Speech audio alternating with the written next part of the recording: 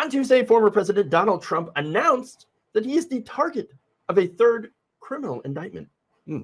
On True Social, he posted this: deranged Jack Smith sent a letter stating that I'm a target of the January 6th grand jury investigation and give me a very short 4 days to report to the grand jury, which almost always means an arrest, an indictment. This witch hunt is all about election interference and a complete and total political weaponization of law enforcement. It is a very sad and dark period for our nation. Fun. Now, that's Trump. And of course, more unhinged stuff will eventually come out. But it's nothing that we haven't heard before. But I'm going to go to the reaction here from some members who are, of the Republican Party who are very pro-Trump. I'm going to show you how well they took the news. Yeah, it's absolute bullshit. Yeah, that's my reaction. This is the only way that the Democrats have to beat President Trump, is to arrest him, smear him, charge him with ridiculous charges, all in a cover-up of Joe Biden's crimes, Hunter Biden's crimes. It's unbelievable.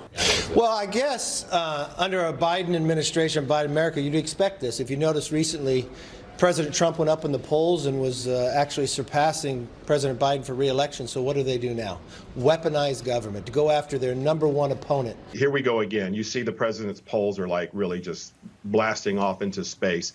And it doesn't surprise me, because as he gains even more momentum as we go into 2024, they're just throwing everything they can up against the wall to try to make it stick. And still, we're in this moment where we're looking at the handling of the Hunter Biden probe and the investigation there.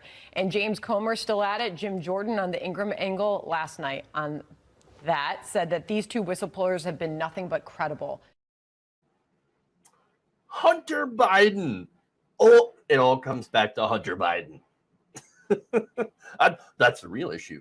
I know we're supposed to be talking about the Donald Trump third indictment, but Hunter Biden. Funny enough on that, one of their so-called whistleblowers was just indicted for being a Chinese spy, an alleged Chinese spy, and the other had spread conspiracy theories while working at the FBI. So very, very credible, though, I hear. Many people are saying they're very, very credible. More reaction here, by the way. Representative Seethes said, quote, "It's interesting that it happens more and more as Trump rises in the polls and Biden falls in the polls. That's an unfortunate part of this and an unequal application of justice." No, look, with these people are so incredibly used to being untouchable, absolutely, that they just cannot fathom that someone would actually hold them accountable for doing alleged crimes. Weird. Now, there's more. Representative Jim Jordan called this looming indictment, quote, "ridiculous and wrong. I can't believe this is happening in our country. Can't believe it. Holding a rich person accountable for crime." Yeah, I know. I can't believe it either, because we almost never hold rich people accountable, and powerful people. Representative Tim Burchett said the only thing it's going to do is make his numbers go up. So look, that's a common narrative that they're talking, that they're using. Is that well, this is all political, which is why it's helping Donald Trump in the polls. Wait, what? That doesn't make any sense. And by the way, that point has nothing to do with whether or not Trump had actually committed crimes. I know, but they can't really separate politics from the law. And so again, I would like for us to be in a system where we didn't have to think about the politics of whether or not we should actually hold a former president accountable for alleged crimes. I wish we lived in a world where, the law actually was applied equally and it did matter.